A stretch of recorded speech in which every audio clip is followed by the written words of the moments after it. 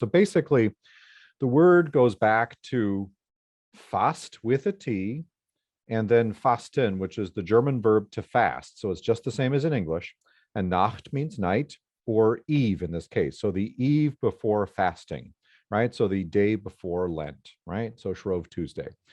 So that T originally was there and still in standard German. That's how you would spell it if it were a standard German word. But it's not a standard German word. This is a Pennsylvania Dutch word. And Pennsylvania Dutch derives from regional dialects of German that were historically spoken in southwestern Germany, including an area that's called the Palatinate, which is located kind of near the modern day city of Mannheim. So like Mannheim, Lancaster, in Lancaster County is named for Mannheim in Germany. And in the forms of German that are spoken in that area, the word is, the name of the day, Shrove Tuesday, is Fas, without a T, Nacht. And so it's been carried over as long as it's been a word in Pennsylvania Dutch, which has been since the 18th century. It's been pronounced fasnacht. Now, Pennsylvania Dutch, for most of its speakers, has not been a medium of writing. So most speakers just speak the language rather than read and write the language, but you can absolutely write it as well. And when Pennsylvania Dutch speakers who have chosen to write the language, then they've spelled it as pretty close as to how it's pronounced, which is without the T, Fasnacht. So when we see, when we see a sign or we see on our website, FAST, what are those people doing? Where's that T coming from? It's what's called in linguistics hypercorrection. So you think that there's an error there and that you overcompensate, you overcorrect. So it's probably a combination of two things. Somebody who consulted German, standard German, which Pennsylvania Dutch is not. It's related to German, but it's not descended from German. So they've looked at something, a very similar word in German and say, oh, it's got a T in there. And it's, and a second reason would probably have to do with the fact that there's an awareness that it's connected with fasting, right? So the English word fast and German word fasten are related. Now, there's another role that may play into this too. There's a very similar linguistic process in English that's known as TD deletion. So for example, there are a lot of words that end in ST, either words or syllables in English where we drop the T. So for example, breakfast. A lot of people say breakfast rather than breakfast, right? So some people will even say, I had 2 breakfasts this morning rather than 2 breakfasts. And so some people overcompensate and think that every time that there's just an S that you need to add a T to it or something. Even more common is something when like a word like past, like P-A-S-T.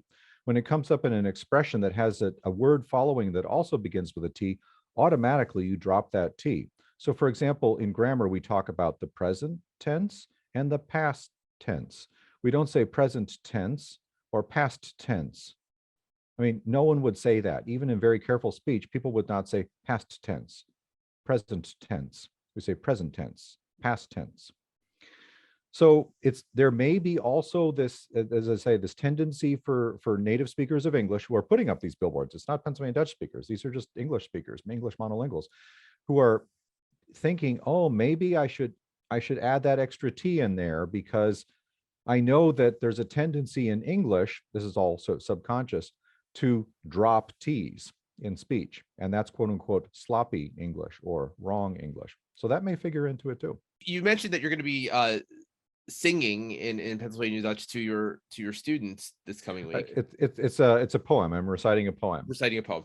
Yep. I'm signing this poem and I'm going to be reciting it to them. And so it's a fantastic poem that was written in the early 20th century. And it deals with the holiday generally is something that is not limited to just simply the production of donut-like pastries, right? So deep fried pastries. There's a lot of folklore that's associated with this as well.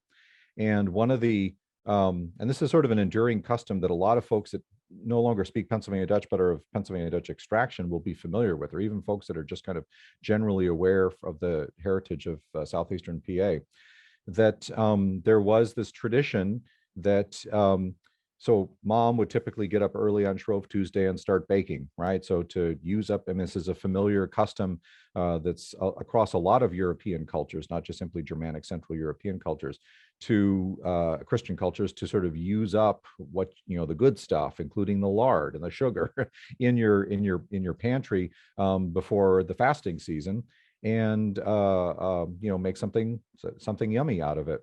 And so mom would get up early on Shrove Tuesday, typically very early, and start cooking. And of course, the aroma would infuse the entire house. And the kids would, obviously be really excited to get up and enjoy those they're called fastnachts, right? Those are the fastnacht kucha. That was the full word of it. Fastnacht kucha, which means literally Fastnacht or Shrove Tuesday cakes or cookies, little cakes, right? Kuga. Fastnacht And how do you spell Kuga if you write it? Kuche, kucha. Kucha. Ku Kucha. Kucha, yeah, Fastnacht Kucha. So Fastnacht is just simply a short form of Fastnacht Kucha, right? So mom would be baking these Fastnacht Kucha, and of course it would, the aroma would infuse the house, and the kids would be excited to run downstairs and enjoy them. The last person out of bed, and it's typically been assumed to have been male. So, if there was all girls in the house, it was probably applied to them as well. But typically, if it was, you talk about stereotypically the one who's sleeping late and who's not so just slow to get up, then that boy is referred to as the Fastnacht for the day. So he's like lazy bones. And the next day, right, Ash Wednesday, there was also a tradition, and this is a tradition that's less familiar, was that the last person out of bed on Ash Wednesday was the one that was given the sort of unpleasant chore of taking the ashes out from the typically coal or wood stove and then dumping it outside, which is a not pleasant and kind of dirty job. So it's called the Ashapudel. That was the term for that, which is related to a word for Cinderella, actually, in German. So it's kind of like a Cinderella type figure, the one that carries out the ashes, basically. Wow. Would And you it's mind? also, I'm sorry. Go ahead.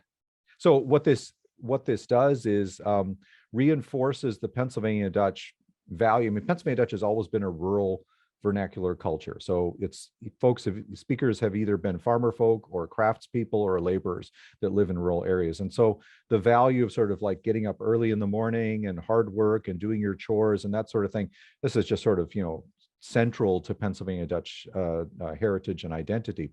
And so it makes sense that you have these kinds of, gentle, all in fun kinds of things. But the moral of the story is get up early. Don't be the last one out of bed. I would not do well in that world. For me, it's enough of a struggle working what we call dayside in TV news.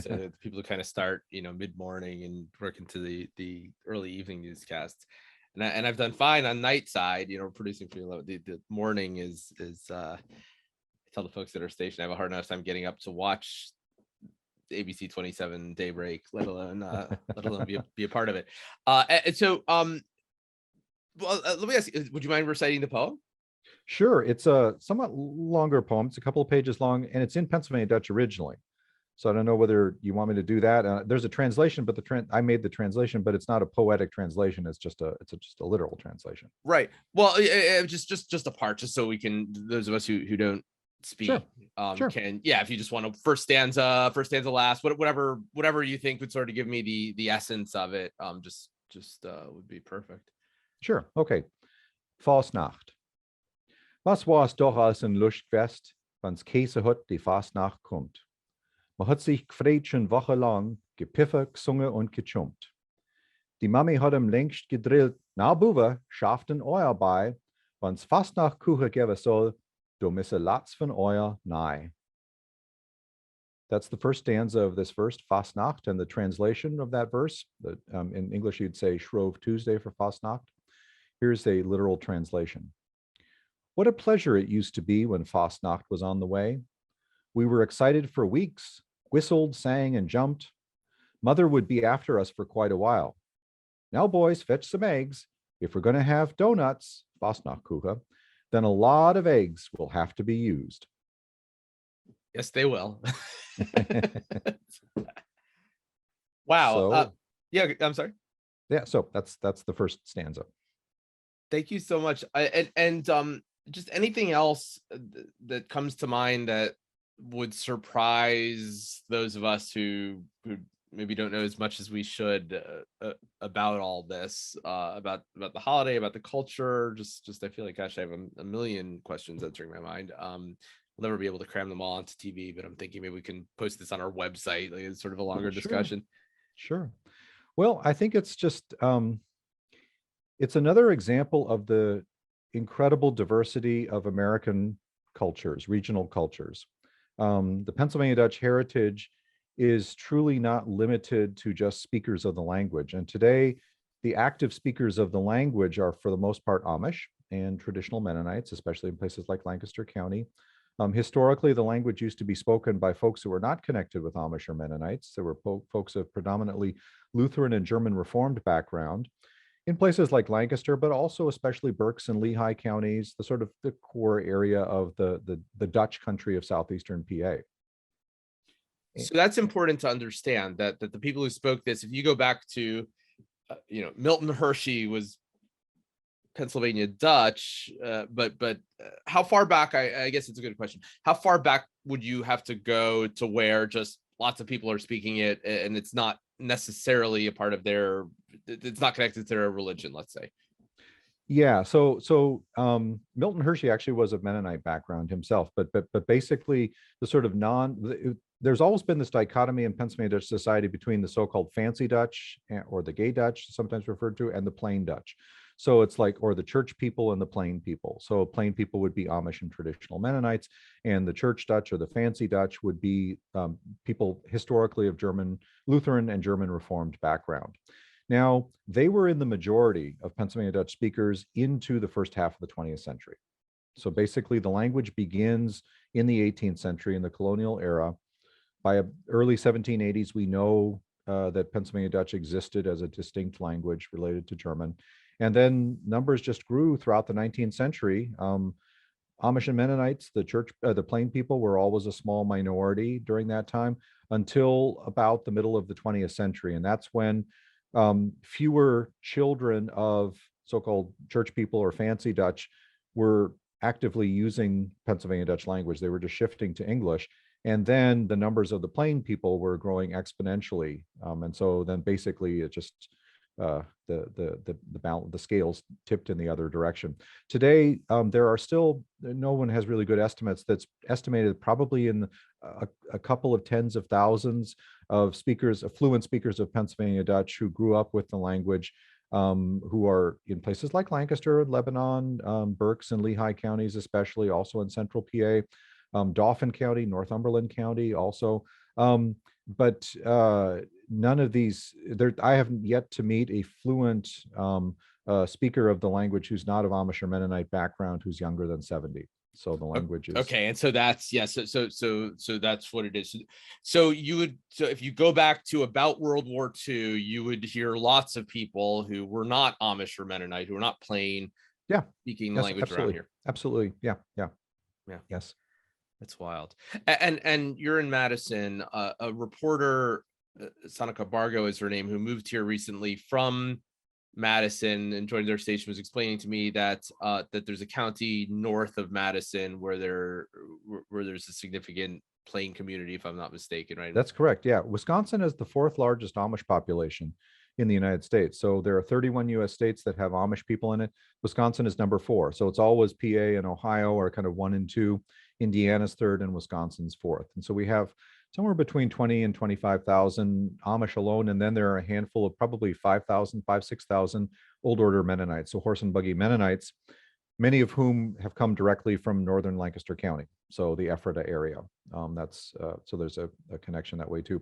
And then there are so-called conservative Mennonites, non-denominational conservative Mennonites who use English in their worship services, but many of them also still speak Pennsylvania Dutch. But by far, there's a very, very large Amish population in the state. Yes. Anything else before I let you go?